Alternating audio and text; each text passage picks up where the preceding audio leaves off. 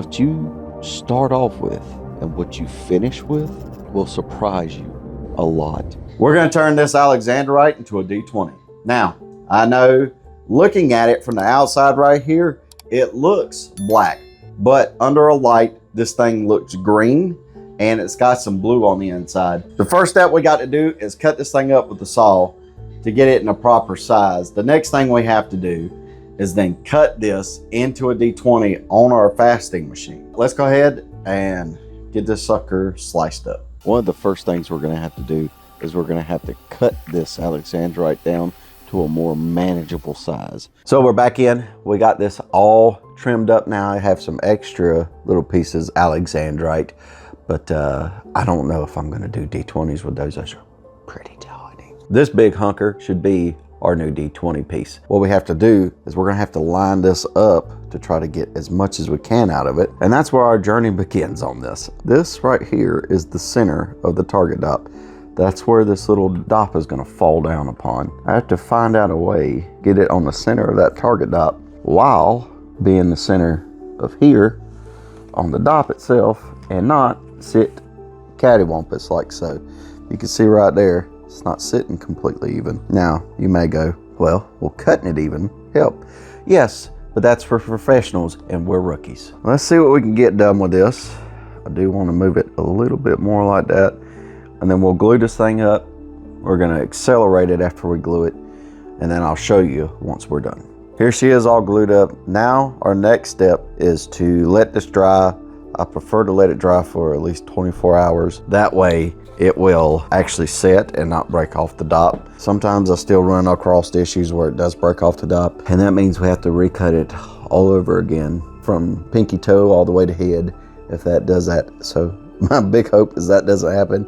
Was this will take what could be an 8-hour project and turn it into an 16-hour project. Fingers crossed this is going to stay on, but we're going to let it dry for 24 hours in the hopes that it will. So we got her all glued up. She's nice and glued and ready to go, fellas. It's kind of late at night, so I got to be a little quiet. We're going to get this stop into the fastening machine, and we're going to get this thing done. So the first thing I need to do is actually change out my index wheel, which I'll do off camera. And then we can go ahead and start preforming this baby. Let's get going. So we need to set our angle at 3740. The next thing we're going to have to do is we're going to have to sand this down on our fasting machine to get the desired shape. After that, we have to polish it meticulously on the 12, 8,000, and 50,000 grit laps. That way, we can remove any imperfections, any scratches. It has to be looked at under a 10 times magnifying glass to make sure that we got this thing absolutely perfect. So this is after the 1200 grit for the pavilion. It looks pretty shiny, but we can get her shinier. We need to move on to the 8000 grit. To be honest, it's a little nerve-wracking throughout the whole process because at any moment that stone could pop off that dot. It doesn't matter if you're on your last facet on that 50,000 grit. If it pops off and you don't put that sucker back on the right way, which odds are you aren't, especially if you're new like me, you're going to add a separate facet subtly, which will ruin the stone. And it's happened to me a lot doing this. Not this particular stone, but other ones. Sometimes I'll work on a stone upwards of 20 hours. That's with it popping off the dot all the time. Now we're going to take our Loctite 480. Another thing that goes along with faceting and even lapidary work, to be honest, is you will always be your number one critic. I don't think I've cut something that I like yet. I've cut a lot of things that I'm satisfied with. And then I got to present it and show it to somebody, and I expect all the criticism in the world because I see all these flaws with it. And then you hear, wow, you're doing really good. It happened at a fair not too long ago. Another guy, he faceted. He fasts. He's been fasting for a while. He come up to me, looked at one of the topazes that I did, and I told him, hey, this is just the 7th stone I've done fasting. So he goes, your girdles are great. He goes, you did a wonderful job.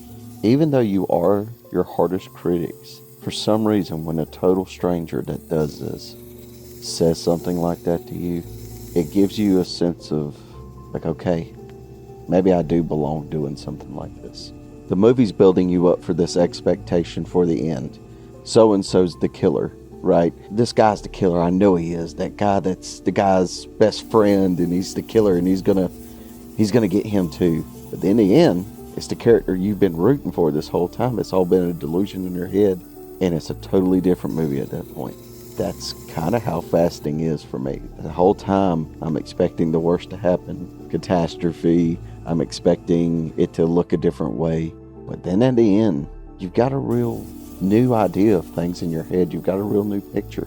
It gets addicting, especially when you cut for like family and friends, or you cut something and you give it away. That's why I like to do giveaways on the channel. It really does something to just make you feel so good inside.